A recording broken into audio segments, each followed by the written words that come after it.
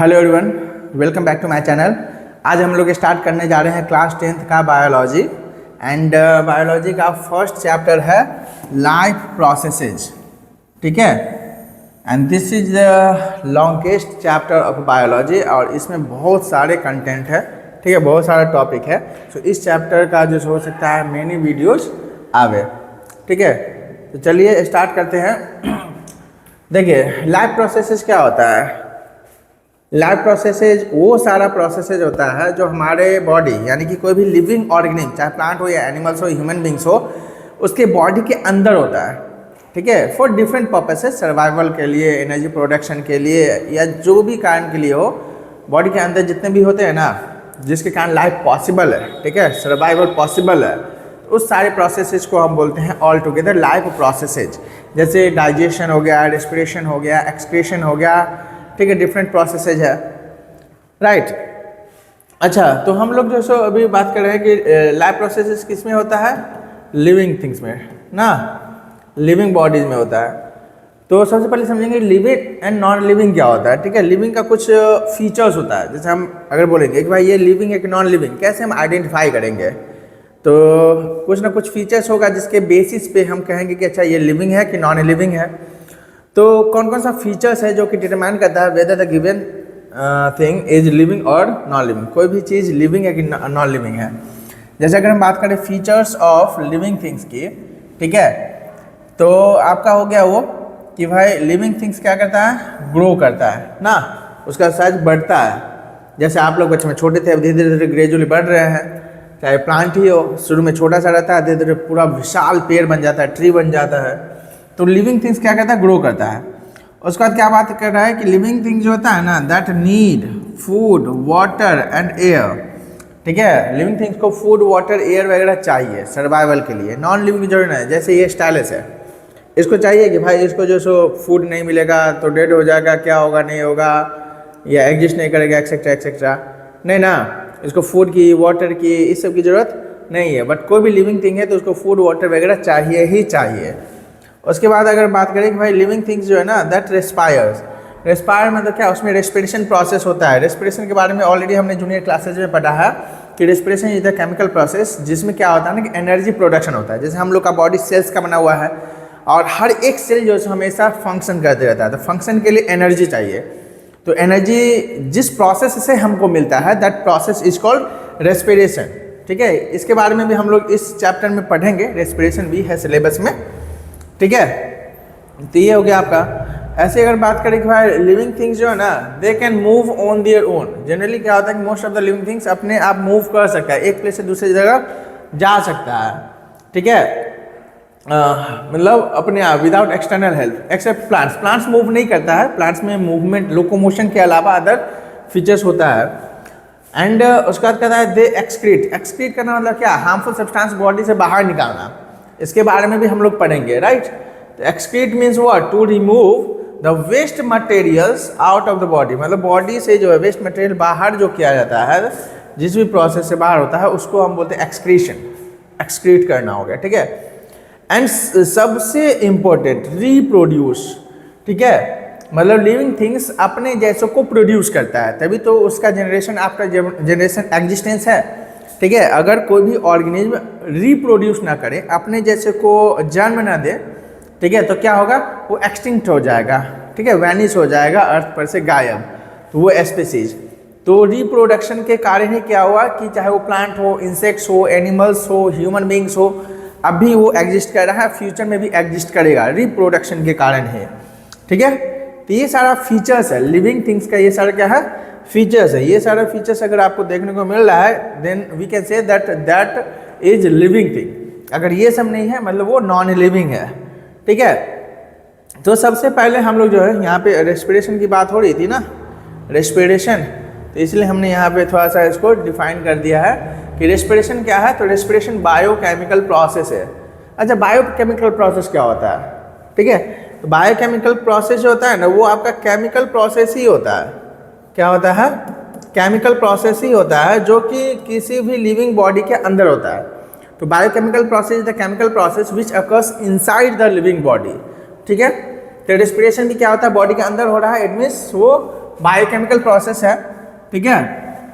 और इसमें क्या होता है ना कि एनर्जी का प्रोडक्शन होता है, एनर्जी रिलीज होता है by the breakdown of food molecules. Food जो हम लोग कंज्यूम करते हैं वो मॉलिक्यूल ब्रेक होता है, और ब्रेक होता है तो क्या होता है कि एनर्जी प्रोड्यूस होता है। उस एनर्जी को सेल, हमारे बॉडी का सेल डिफरेंट पर्पस के लिए यूज करता है। तो जिस प्रोसेस के थ्रू ये ब्रेक मतलब फूड मॉलिक्यूल ब्रेक होकर एनर्जी रिलीज करता है, उस प्रोसेस को हम बोलते हैं रेस्पिरेशन। इसके बारे में भी हम लोग बहुत ही डिटेल में बात करेंगे। What is respiration, how does it occur, different phases of respiration, types of respiration, etcetera etcetera, ठीक है। अभी हम लोग देख लेते हैं लाइफ प्रोसेस। ऑलरेडी हमने बता दिया है कि लाइफ प्रोसेसेज वो प्रोसेसेज होता है जो सर्वाइवल ऑन द अर्थ के लिए पॉसिबल होता है, मतलब जरूरी होता है, ठीक है। जैसे न्यूट्रिशन हो गया, डाइजेशन हो गया, रेस्पिरेशन हो गया, एक्सक्रीशन हो गया, ट्रांसपिरेशन हो गया, कंट्रोल एंड कोऑर्डिनेशन हो गया, रिप्रोडक्शन हो गया, ठीक है। इसके अलावा भी कई सारा होता है। तो वो सारा प्रोसेसेज जो किसी भी लिविंग बॉडी के अंदर होता है, जिसके वजह से वो अर्थ पे सरवाइव कर पा रहा है, then those processes are called life processes, ठीक है। तो इस सारे के बारे में हम लोग जो है एक एक करके बात करने वाले हैं इस वीडियो में। तो सबसे पहले हम लोग पढ़ेंगे कि भाई न्यूट्रिशन क्या होता है। तो देखिए, न्यूट्रिशन इज द प्रोसेस, ठीक है। न्यूट्रिशन इज द प्रोसेस, जिस प्रोसेस में क्या होता है कि कोई भी लिविंग बॉडी, लिविंग ऑब्जेक्ट, ठीक है, कोई भी ऑर्गेनिज्म क्या करता है कि मतलब फूड गेन करता है एंड उस फूड को यूटिलाइज करता है डिफरेंट पर्पस के लिए, ठीक है। यानी कि nutrition the process of obtaining food, food obtain करने का प्रोसेस, एंड यूटिलाइजेशन, यूटिलाइजेशन मतलब टू यूज, ठीक है, of that food by our body for various purposes is called nutrition. मतलब न्यूट्रिशन जो है ना वो प्रोसेस है जिस प्रोसेस में कोई भी ऑर्गेनिज्म फूड गेन करता है एंड उस फूड का यूटिलाइजेशन होता है फॉर डिफरेंट पर्पसेज हमारे बॉडी सेल्स के द्वारा, then that process is called nutrition. इसको और अलग वे में डिफाइन कर सकते हैं, the process of obtaining food और nutrients by organism and utilisation, utilisation मतलब to use of these nutrients by that organism, right. अब आ जाते हैं, देखिए अब इसमें जो है टर्म आया है फूड, ठीक है। इसमें हमने देखा है कि भाई टर्म है फूड, ठीक है, ऑब्टेनिंग फूड, फूड टर्म आया है, यहाँ पे न्यूट्रिएंट्स टर्म आया है। तो इस सब के बारे में थोड़ा डिस्कस कर लेते हैं कि क्या होता है, व्हाट इज फूड। तो देखिए, फूड जो है ना that is the substance which is consumed by any organism. मतलब फूड वो सब्सटेंस है जो कोई भी ऑर्गेनिज्म कंज्यूम करता है, ठीक है, मतलब खाता है या पीता है, ईट और drink, to obtain the chemical substances which are required by the body of that organism, ठीक है। यानी कि देखिए, फूड वो सब्सटेंस है जो हम लोग कंज्यूम करते हैं, हम लोग कहने का मतलब कोई भी लिविंग ऑर्गेनिज्म कंज्यूम करता है to get the chemical substances which are required by our body, मतलब वो सब्सटेंस गेन करने के लिए जो हमारे बॉडी के लिए जरूरी है। जैसे एग्जांपल से समझते हैं, हमारे बॉडी के लिए ग्लूकोज जरूरी है, एनर्जी प्रोवाइड करता है, फैट्स जरूरी है, प्रोटीन्स जरूरी है, वाइटामिन जरूरी है, मिनरल्स जरूरी है। तो ये सारा चीज़ हम ऑब्टेन करने के लिए जो भी चीज़ खाते हैं दैट इज कॉल्ड फूड, ठीक है। जैसे हमने रोटी खाया तो रोटी से हमको मिला स्टार्च, स्टार्च से हमको मिलता है ग्लूकोज। तो क्या हो गया, यहाँ पे रोटी फूड है जो हमको ग्लूकोज प्रोवाइड कर रहा है, नेसेसरी मटेरियल प्रोवाइड कर रहा है। ऐसे हमने कंज्यूम किया है दाल, तो दाल हमको प्रोटीन प्रोवाइड करेगा जो हमारे बॉडी के लिए ज़रूरी है, ठीक है। ऐसे हम मान लेते हैं कि फ्रूट्स खाया हमने, सपोज कैरेट हमने खाया, उससे हमको मिला विटामिन ए। विटामिन ए हमारे लिए जो है ना, विटामिन ए वो हमारे बॉडी के लिए ज़रूरी है। तो वो क्या हो गया आपका कि जो भी चीज़ हम खाएं, जैसे गाजर खाएं तो हमारे लिए फूड हो गया, राइट, क्योंकि हमको necessary substance vitamin A provide कर रहा है। यानी कि फूड वो सब्सटेंस है जो हम कंज्यूम करते हैं रिक्वायर्ड केमिकल सब्सटेंस ऑब्टेन करने के लिए, ठीक है।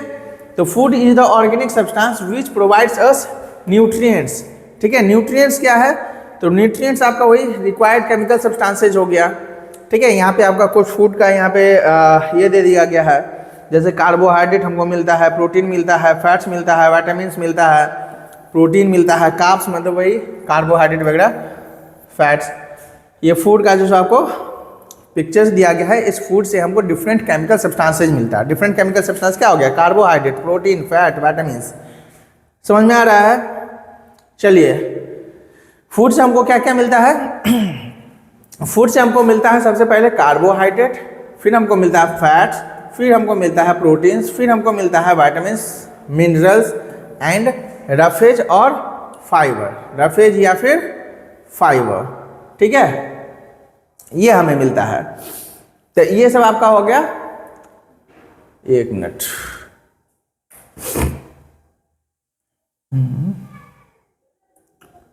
ओके चलिए, तो ये आपका कंपोनेंट ऑफ फूड हो गया। कंपोनेंट ऑफ फूड मतलब क्या, फूड से हमको क्या क्या चीज़ मिलता है, तो हमको मिलता है कार्बोहाइड्रेट। देखिए कार्बोहाइड्रेट जो होता है ना, वो आपका शुगर या फिर स्टार्च हो गया, ठीक है। कार्बोहाइड्रेट जो है हमको क्या प्रोवाइड करता है, हमको प्रोवाइड करता है एनर्जी। हमारा बॉडी सेल हर एक सेकेंड काम करता है, और काम करने के लिए, फंक्शन के लिए एनर्जी चाहिए। एनर्जी कहाँ से मिलता है हमको, कार्बोहाइड्रेट से। ऐसे अगर हम बात करें फैट्स, फैट्स भी हमको क्या करता है, एनर्जी प्रोवाइड करता है। अदर फंक्शंस भी होता है, but main function energy provide करना है। ऐसी है प्रोटीन, प्रोटीन हमको क्या करता है कि ग्रोथ में हेल्प करता है, यानी कि बॉडी जो ग्रो करता है उसमें हेल्प करता है, मसल्स के फॉर्मेशन में हेल्प करता है, एंड बायोसिंथेसिस में हेल्प करता है। बायोसिंथेसिस मतलब बहुत सारे प्रोसेस है जिसके कारण हमारे बॉडी में न्यू मटेरियल्स वगैरह बनता है, तो उसको बोलते हैं biosynthesis.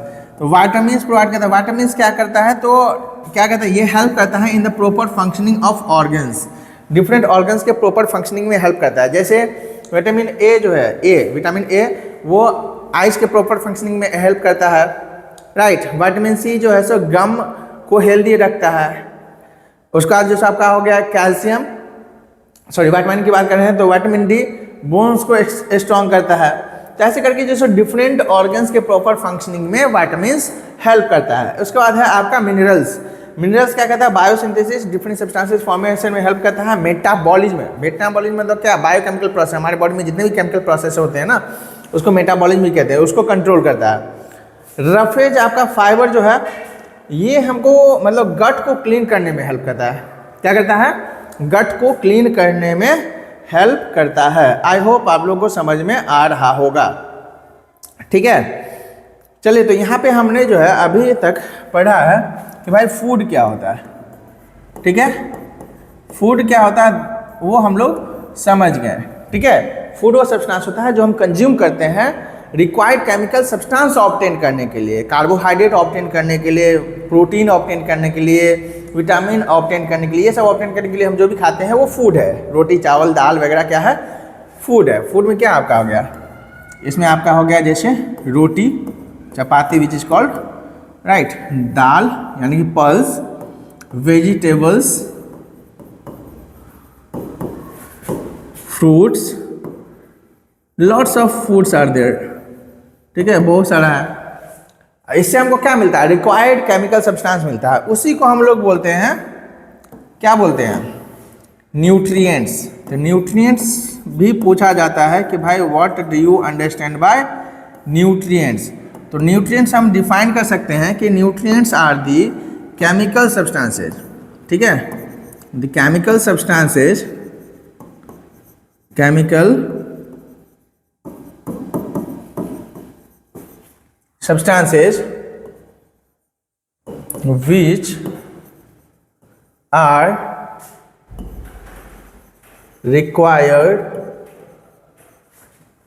required by our body for different purposes, different purposes are called nutrients. मतलब न्यूट्रिएंट्स वो केमिकल सब्सटेंस है जो हमारे बॉडी के लिए रिक्वायर्ड है डिफरेंट पर्पस के लिए, एनर्जी प्रोडक्शन के लिए, बॉडी के ग्रोथ के लिए, टिश्यू के रिपेयर के लिए, रिप्रोडक्शन के लिए। तो डिफरेंट पर्पस के लिए जो भी केमिकल सब्सटेंस हमारे बॉडी के रिक्वायर्ड है, they are called nutrients. Example में क्या हो जाएगा, तो एग्जाम्पल में आप लिख सकते हो जैसे ग्लूकोज, सिंपली स्टार्च भी लिख सकते थे आप।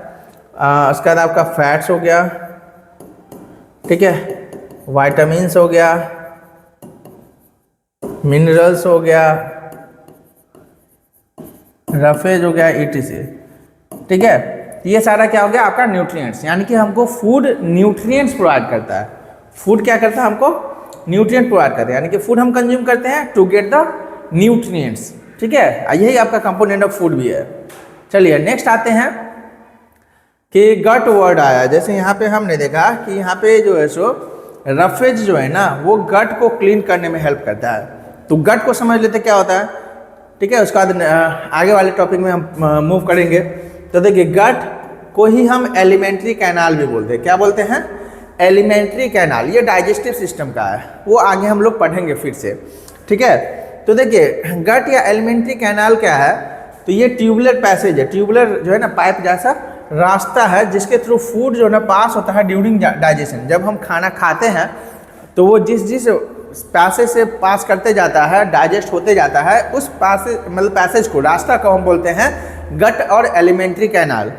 ठीक है, जैसे अगर हम यहाँ पे देखें, this is the diagram of gut या एलिमेंट्री कैनाल। तो जब हम फूड कंज्यूम करते हैं, ये माउथ है, ठीक है।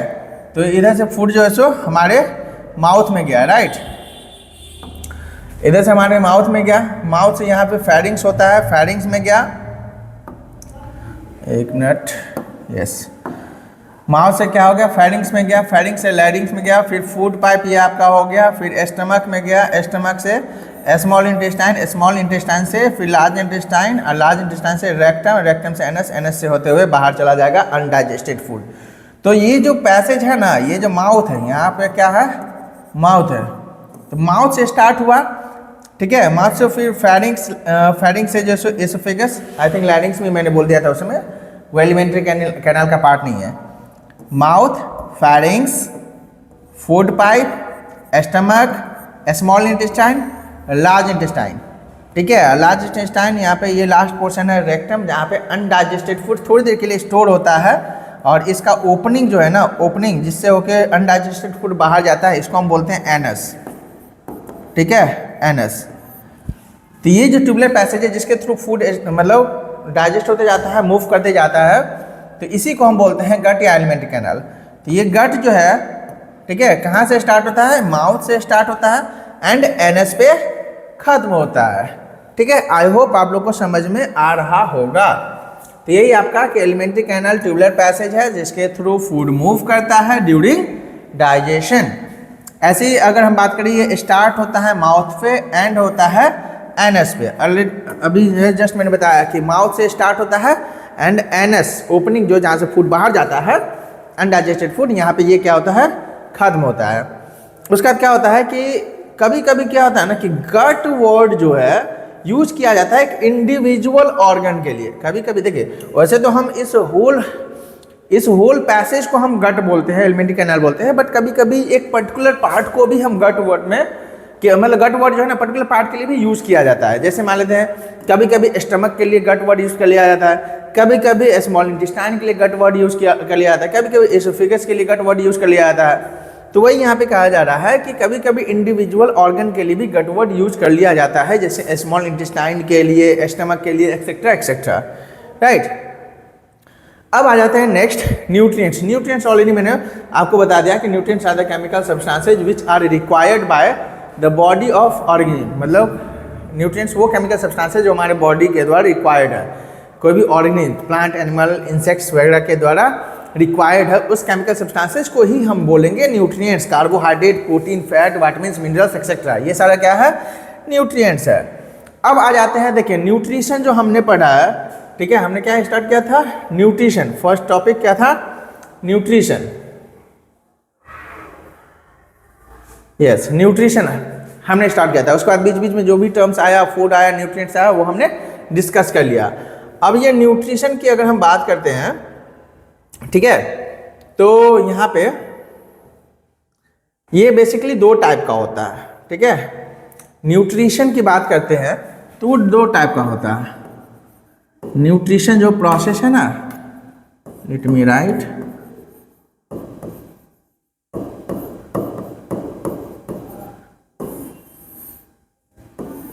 यस, ये न्यूट्रिशन जो है it is of two types. ये आपका ऑटोट्रॉफिक न्यूट्रिशन, ऑटोट्रॉफिक न्यूट्रिशन।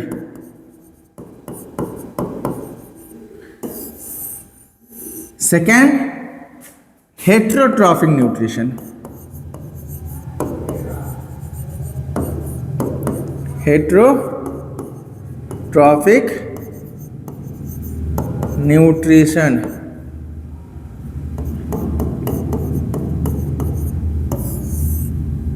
ठीक है, न्यूट्रिशन क्या था? The process by which any organism gains the food and utilise the food. ठीक है, और इसका दो आपका हो गया type, autotrophic nutrition and heterotrophic nutrition. तो सबसे पहले हम लोग पढ़ेंगे ऑटोट्रॉफिक न्यूट्रिशन के बारे में। ऑटोट्रॉफिक न्यूट्रिशन क्या होता है? देखिए, ऑटोट्रॉफिक न्यूट्रिशन, ठीक है, ऑटोट्रॉफिक दो वर्ड से बना है। ठीक है, कितने वर्ड से बना है? दो वर्ड से। ऑटो, ऑटो का मतलब होता है सेल्फ, ठीक है, और ट्रॉफिक बना है ट्रॉप्स से, जिसका मतलब होता है न्यूट्रिशन। तो ऐसा मोड ऑफ न्यूट्रिशन जिसमें कोई भी ऑर्गेनिज्म दूसरे ऑर्गेनिज्म पे डिपेंड नहीं रहता है। ठीक है, मतलब फूड वगैरह के लिए दूसरे पे डिपेंड नहीं रहेगा, तो ऐसे मोड ऑफ न्यूट्रिशन को हम लोग बोलेंगे ऑटोट्रॉपिक मोड ऑफ न्यूट्रिशन। चलिए इसको देख लेते हैं क्या कर रहा है कि the mode of nutrition in which an organism prepare their food themselves, यानी कि ऐसा मोड ऑफ न्यूट्रिशन जिसमें ऑर्गेनिज्म जो है ना अपना फूड खुद प्रिपेयर कर लेता है अपने बॉडी के अंदर, बाहर से गेन नहीं करता। जैसे हम लोग क्या करते हैं, हमारी बॉडी के अंदर खुद फूड नहीं बन रहा है, हम लोग खाते हैं फूड जो है ना, कंज्यूम करते हैं, राइट, फ्रूट्स खाते हैं, चपाती खाते हैं, वेजिटेबल्स खाते हैं, हम लोग फूड गेन करते हैं, हमारे बॉडी के अंदर खुद बनता नहीं है। बट कुछ ऑर्गेनिज्म है जिसमें क्या होता है ना कि फूड अंदर उसके बॉडी में ही बन जाता है, फिर उस फूड का उसका बॉडी यूज करता है। तो जब ऐसा न्यूट्रिशन है, ठीक है, जिसमें कि क्या होगा कि कोई भी ऑर्गेनिज्म जो है अपना फूड खुद बना ले रहा है, तो ऐसे न्यूट्रिशन को हम बोलेंगे ऑटोट्रॉपिक न्यूट्रिशन। ठीक है, और उस ऑर्गेनिज्म को जिसमें ऑटोट्रॉपिक न्यूट्रिशन पॉसिबल है, तो उसको हम बोलेंगे ऑटोट्रॉप्स। क्या बोलेंगे? Autotrophs, right. क्या कह रहा है कि भाई ऑटोट्रॉप्स क्या है? ऑटोट्रॉप्स ऑर्गेनिज्म है having autotrophic mode of nutrition, मतलब ऐसा ऑर्गेनिज्म जिसमें ऑटोट्रॉपिक मोड ऑफ न्यूट्रिशन है, उसको बोलेंगे हम ऑटोट्रॉप्स। इसको और अलग वे में डिफाइन कर सकते हैं कि those organisms which can prepare their food themselves, यानी ऐसा ऑर्गेनिज्म जो अपना फूड खुद बना सकता है, वैसे ऑर्गेनिज्म को हम बोलेंगे ऑटोट्रॉप्स। और ऑटोट्रॉप्स में क्या आ जाता है आपका? Green plants. क्या आ जाता है? ग्रीन प्लांट्स आ जाता है। What's happening? ऑटोट्रॉप्स में आ जाता है आपका ग्रीन प्लांट्स, ठीक है। ऑटोट्रॉप्स में आ जाता है सम बैक्टीरिया, ठीक है, कुछ बैक्टीरिया भी आ जाता है, कुछ एल्गी भी आ जाता है, ठीक है। कुछ बैक्टीरिया में भी ऑटोट्रॉपिक मोड ऑफ न्यूट्रिशन होता है, ठीक है, क्योंकि उसमें क्लोरोफिल पाया जाता है। चलिए, ऑटोट्रॉप्स क्या है? ऑलरेडी हमने बताया कि जिसमें ऑटोट्रॉपिक मोड ऑफ न्यूट्रिशन हो, जैसे आपका ये ग्रीन प्लांट्स हो गया। अच्छा, ग्रीन प्लांट्स जो है ना अपना फूड खुद बनाता है। कैसे बनाता है? तो देखिए, इसमें एक प्रोसेस होता है जिसको हम लोग बोलते हैं फोटोसिंथेसिस, ठीक है, फोटोसिंथेसिस। आई थिंक ये छूट रहा है,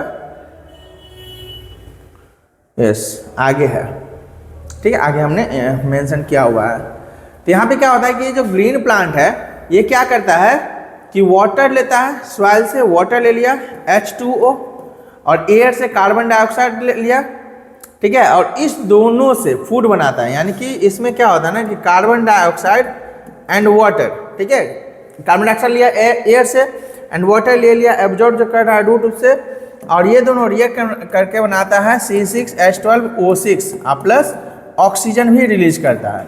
तो यहाँ पे जो ये बन रहा है ना आपका ग्लूकोज, इट इज ग्लूकोज, ठीक है, ये ग्लूकोज बनाया, तो यही आपका क्या है? फूड है।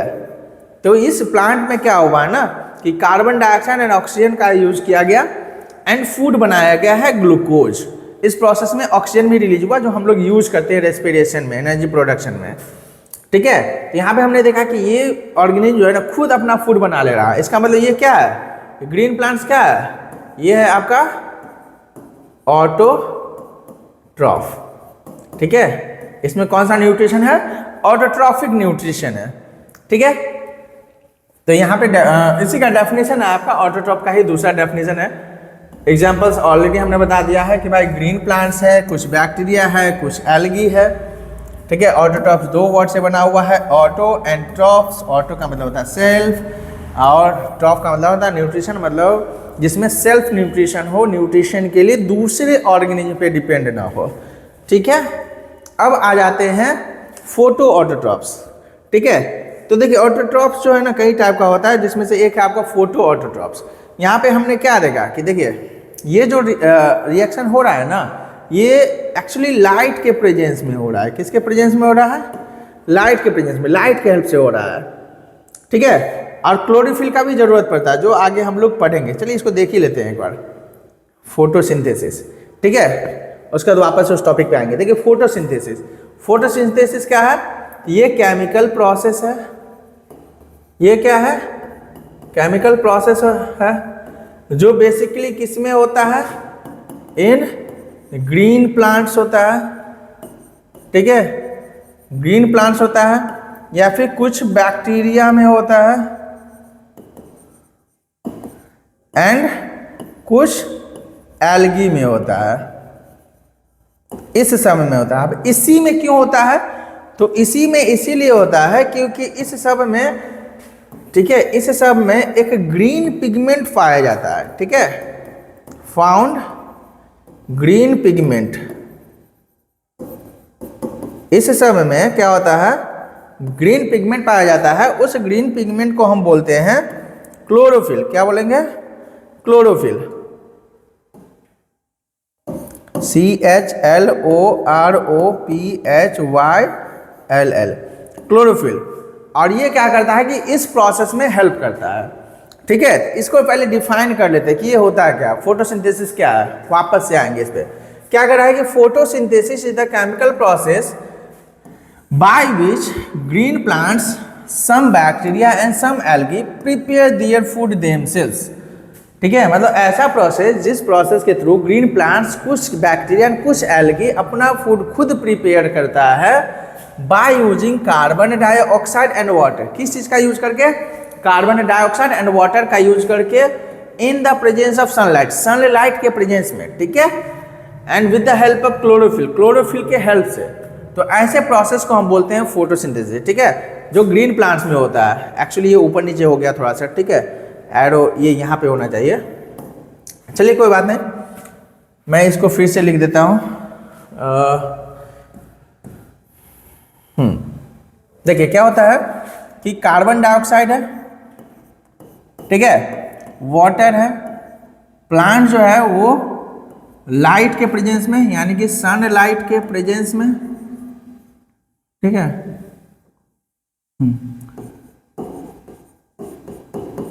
सनलाइट के प्रेजेंस में एंड क्लोरोफिल के हेल्प से क्या बनाता है? फूड बनाता है ग्लूकोज। ग्लूकोज क्या है? तो ग्लूकोज आपका हो गया C6H12O6 प्लस ऑक्सीजन, ये बनाता है, ठीक है। मतलब ये दोनों रिएक्ट कर रहा है। सनलाइट प्रेजेंस में एनर्जी चाहिए ना केमिकल एक्शन के, तो सनलाइट से एनर्जी मिलता है, और उस एनर्जी को, सोलर एनर्जी को जो ट्रैप करता है क्लोरोफिल, क्लोरोफिल एब्जॉर्ब करता है, ठीक है। और फिर जो है उस एनर्जी का यूज करके ये रिएक्शन होता है, एंड इसमें जो है आपको ग्लूकोज एंड ऑक्सीजन बनता है, और यही ग्लूकोज आपका क्या है? फूड है, जो प्लांट अपने लिए भी यूज करता है और फिर स्टोर भी करता है, जिसको हम लोग यूज करते हैं। आई होप समझ में आया होगा आपको कि कार्बन डाइऑक्साइड और वाटर जो है ग्लूकोज बना रहा है, ऑक्सीजन बना रहा है सनलाइट के प्रेजेंस में क्लोरोफिल के हेल्प से, राइट। यही आपका। चलिए नेक्स्ट, यहाँ पे जो हम लोग ने देखा था ऑटोट्रॉफ्स, ठीक है, और फोटो ऑटोट्रॉफ्स। देखिए ग्रीन प्लांट्स को फोटो ऑटोट्रॉफ ही कहा जाता है। क्यों? क्योंकि सनलाइट के हेल्प से ये करता है। क्या कर रहा है कि organisms having photosynthetic autotrophic nutrition, ठीक है, यानी कि सिंपल लैंग्वेज में ये समझिए कि भाई वो ऑटोट्रॉफ, ठीक है, जो कि लाइट के हेल्प से अपना फूड खुद बना ले रहा है, लाइट एनर्जी के हेल्प से, तो उसको हम बोलेंगे फोटो ऑटोट्रॉफ्स। जिसमें क्या आ रहा है आपका? जिसमें आपका आ रहा है ग्रीन प्लांट्स आ रहा है, ठीक है, कुछ बैक्टीरिया आ रहा है, कुछ बैक्टीरिया आ रहा है एंड कुछ एल्गी आ रहा है, ठीक है। और सनलाइट के हेल्प से ये क्या करता है, फूड बनाता है, और सनलाइट को एब्जॉर्ब किया जाता है क्लोरोफिल के द्वारा, ठीक है। एक पिगमेंट होता है सेल में, प्लांट सेल सब में, क्लोरोफिल, वो क्या करता है कि सोलर एनर्जी को एब्जॉर्ब करता है, फिर उस एनर्जी का यूज किया जाता है इस प्रोसेस में, फूड बनाने में, इसमें, ठीक है, फोटोसिंथेसिस में। आई होप समझ में आ रहा है। चलिए, फोटोसिंथेसिस जो है आपका दो वर्ड से बना है, फोटो प्लस सिंथेसिस। फोटो का मतलब होता है लाइट, सिंथेसिस का मतलब होता है टू मेक और टू प्रिपेयर, ठीक है। तो लाइट के हेल्प से सिंथेसिस हो रहा है, फूड बन रहा है, इसलिए हम इसको बोलते हैं फोटोसिंथेसिस। चलिए, अब हम लोग आगे आते हैं कि देखिए फोटोसिंथेसिस जो होता है, जिसमें क्या होता है कि कार्बन डाइऑक्साइड और वाटर का यूज होता है फूड के फॉर्मेशन के लिए, ग्लूकोज बनता है, ऑक्सीजन रिलीज होता है। तो ये वेरियस स्टेप्स में होता है, ठीक है। तो क्या क्या स्टेप्स होता है, तो देखिए सबसे पहले जो है एब्जॉर्ब किया जाता है। एब्जॉर्ब होगा क्या, सोलर एनर्जी। सोलर एनर्जी मतलब सनलाइट का जो एनर्जी होता है उसको एब्जॉर्ब करेगा। कौन करेगा, तो क्लोरोफिल, जो कि सेल के अंदर है, ग्रीन कलर का पिगमेंट है, ये एब्जॉर्ब करेगा। उसके बाद क्या होता है कि कन्वर्जन होता है उस सोलर एनर्जी, मतलब जिसको हम लाइट एनर्जी भी कहेंगे, वो केमिकल एनर्जी में, ठीक है। मतलब वो सोलर एनर्जी जो है ना केमिकल एनर्जी में कन्वर्ट होगा, और उस एनर्जी के हेल्प से क्या किया जाता है कि वाटर मॉलिक्यूल वो स्प्लिट होगा, स्प्लिटिंग ऑफ वाटर मॉलिक्यूल होगा थर्ड स्टेप में into hydrogen and oxygen.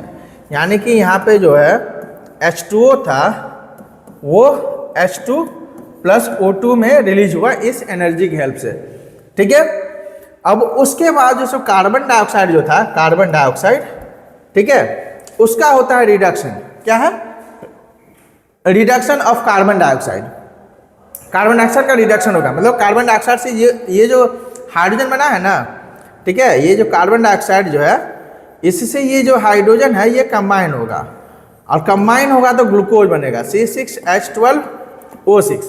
I hope आप लोग को समझ में आ रहा है। यानी कि यहाँ पे हो क्या रहा है, बेसिकली ये समझिए आप लोग। देखिए सबसे पहले क्या था कि हमने देखा कि CO2 and H2O, CO2 and H2O ये रिएक्ट कर रहा था। तो यहाँ पे हुआ क्या कि ये जो H2O था वो पहले तो H2 एंड O2 में कन्वर्ट हुआ, ठीक है, स्प्लिट हुआ, और अब जो है ये कार्बन डाइऑक्साइड एंड ये हाइड्रोजन ये रिएक्ट किया, कार्बन डाइऑक्साइड का रिडक्शन होता है, ठीक है। रिडक्शन मतलब क्या, एडिशन ऑफ हाइड्रोजन, केमिस्ट्री में हम लोग पढ़ेंगे। तो यहाँ पे क्या हुआ कि इसका मतलब कार्बन डाइऑक्साइड का रिडक्शन हुआ, वो हाइड्रोजन से कंबाइन हुआ, ये बना लिया C6H12O6 और प्लस ऑक्सीजन रिलीज हुआ। इसलिए हम बोलेंगे कि भाई कार्बन डाइऑक्साइड एंड वाटर जो रिएक्ट किया तो क्या बनाया आपका, ये बनाया है ग्लूकोज एंड ऑक्सीजन, ठीक है, ग्लूकोज एंड ऑक्सीजन।